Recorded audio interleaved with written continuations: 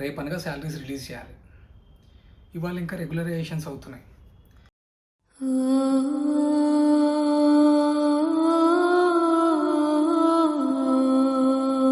లాస్ట్కి అన్నీ చేసేసి పేషీట్ అయితే వదిలేసాం, రిలీజ్ చేసాము. నెక్స్ట్ డే వచ్చేసరికి క్యాబిన్ దగ్గర మొత్తం క్యూ ఉన్నారు ఎంప్లాయీస్ అందరూ. ఏమైందని అడిగితే అందరికీ శాలరీస్ తక్కువ వచ్చాయని చెప్పారు. అసలు ఇంకా అయిపోయింది, మా చాప్టర్ క్లోజ్, ఇంకా మేనేజర్ చేతులు అనుకున్నాం. క్యాండిడేట్ని సోర్స్ చేశాను, ఇంటర్వ్యూ షెడ్యూల్ చేశాను. ఇంటర్వ్యూవర్ కూడా ఓకే, ఇద్దరికి టైం స్లాట్స్ ఓకే అన్నారు. సో ఇంటర్వ్యూ టైం వచ్చేసింది. ఇంటర్వ్యూవర్ జాయిన్ అయ్యాడు, సపోర్ట్గా నేను కూడా జాయిన్ అయ్యాను. నేను ఇంటర్వ్యూవర్ మొహాలు చూసుకుంటున్నాను, బట్ క్యాండిడేట్ జాయిన్ అవ్వట్లేదు. అందులో ఒక ఎంప్లాయీని పిలిచేసి అడిగా, నీ శాలరీ ఎంత తక్కువ వచ్చింది, బ్యాంక్ నుంచి వచ్చిన మెసేజ్ ఏదైనా ఉంటే చూపించమని. సో దెన్ తను చూపించాడు, అందులో 7,000 ఉందన్నాడు. నీ శాలరీ ఎంత అని వెంటనే అడిగాను. 17,000 అని చెప్పాడు. అరే ఇంత డిఫరెన్స్ ఎలా వస్తుంది, ఇలా రాకూడదే, ఏదో మిస్టేక్ అయింది అని చెప్పేసి కాసేపు ఆలోచించాను.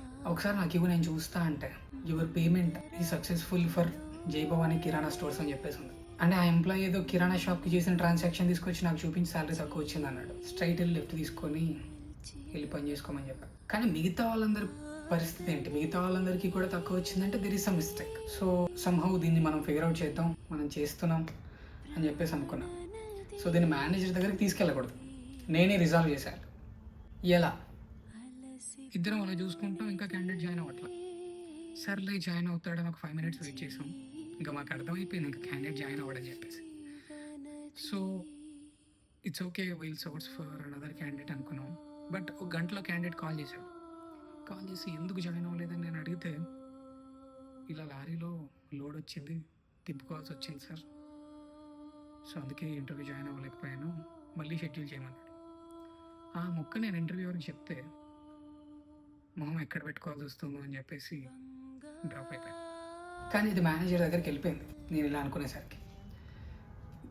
పోన్లే సరే, ఇంకా ఏదైతే అయిందని అన్నిటికీ రెడీ అయిపోయి మేనేజర్ దగ్గరికి వెళ్ళిపోతాను. వెళ్ళిన తర్వాత మేనేజర్ అన్నాడు, అర్లీ స్టేజ్లో ఇట్లాంటివన్నీ common, so next time repeat అవ్వకుండా చూడు, ఇప్పుడు దీన్ని అయితే కలిసి సాల్వ్ చేద్దామని. అంటే ఆ టైంలో ఆ మేనేజర్ చెప్పిన మాట కానీ ఆయన చేసిన సపోర్ట్ కానీ it's like no words. So దాని తర్వాత రిజాల్వ్ చేసాం, శాలరీస్ అన్ని కూడా రిలీజ్ చేసాం. సో ఎక్కడో ఏదో మిస్ అయిందని చెప్పేసి అనుకున్నాం, అందులో ఒక కాలం మొత్తం మిస్ చేసాం. సో రిజాల్వ్ చేసేసాం, శాలరీస్ రిలీజ్ అయిపోయాయి. దాని తర్వాత ఇట్స్ ఓకే, ఇట్ హ్యాపెన్స్ అని చెప్పేసి కొన్ని ప్రొఫైల్స్ సర్చ్ చేసాం, ఇంటర్వ్యూస్ కూడా షెడ్యూల్ చేసాం, అన్నీ అయిపోయాయి. ఆఫర్ రిలీజ్ చేసాం, బ్యాక్గ్రౌండ్ వెరిఫికేషన్ కంప్లీట్ అయిపోయింది. ఆఫర్ రిలీజ్ చేస్తే క్యాండిడేట్ అన్నాడు, సార్ జాయిన్ అవుతున్నాను, నేను అప్లోడ్ చేస్తాను, సైన్ చేసి పంపిస్తాను. ఓకే, రెస్పాన్స్ చాలా డిలే అవుతుంది. ఫోన్ స్విచ్ ఆఫ్ చేశాడు, ఆఫర్ లెటర్ ఏమో రిలీజ్ చేసాం, ఏం డబ్బా అని చూసాం. దాని తర్వాత నాకు అర్థమైంది, నా ఆఫర్ చేతిలో పెట్టుకొని ఇంకొక ఆఫర్ కోసం వాడు ఎత్తుతున్నాడు. ఇట్స్ ఓకే, ఇట్ హ్యాపెన్స్ అని చెప్పేసి మళ్ళీ సోర్సింగ్ స్టార్ట్ చేశాను. సోర్సింగ్ స్టార్ట్ చేసిన తర్వాత ఈసారి క్యాండిడేట్ బ్యాక్గ్రౌండ్ వెరిఫికేషన్ అయిపోయింది, ఆఫర్ లెటర్ కూడా రిలీజ్ చేశాను, అన్నీ అయిపోయాయి.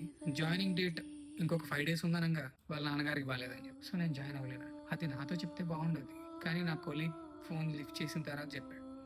అంతవరకు నా కాల్స్ లిఫ్ట్ చేయలేదు, అది వేరే విషయం. తర్వాత ఇట్స్ ఓకే, ఇది కూడా ఫైన్ అని చెప్పేసి నెక్స్ట్ క్యాండిడేట్ని సౌర్స్ చేశాను. సౌర్స్ చేసిన తర్వాత అతనికి కూడా ఆఫర్ రిలీజ్ చేశాం. తను నాకంటే ఎక్కువ ఫాలో అప్ చేశాడు. జాయినింగ్ డేట్ దగ్గరికి వస్తుంది, స్టిల్ నాకు టెన్షన్ ఉంది, అంటే ఇతను లాస్ట్కి ఇతనైనా జాయిన్ అవుతాడా లేదా అని చెప్పేసి. సమ్హౌ ఇట్ హ్యాపెన్, జాయిన్ అయిపోయాడు. And completely it was war, it was war. Sourcing అని కాదు, ఆపరేషన్స్ అని కాదు, బట్ టిల్ ద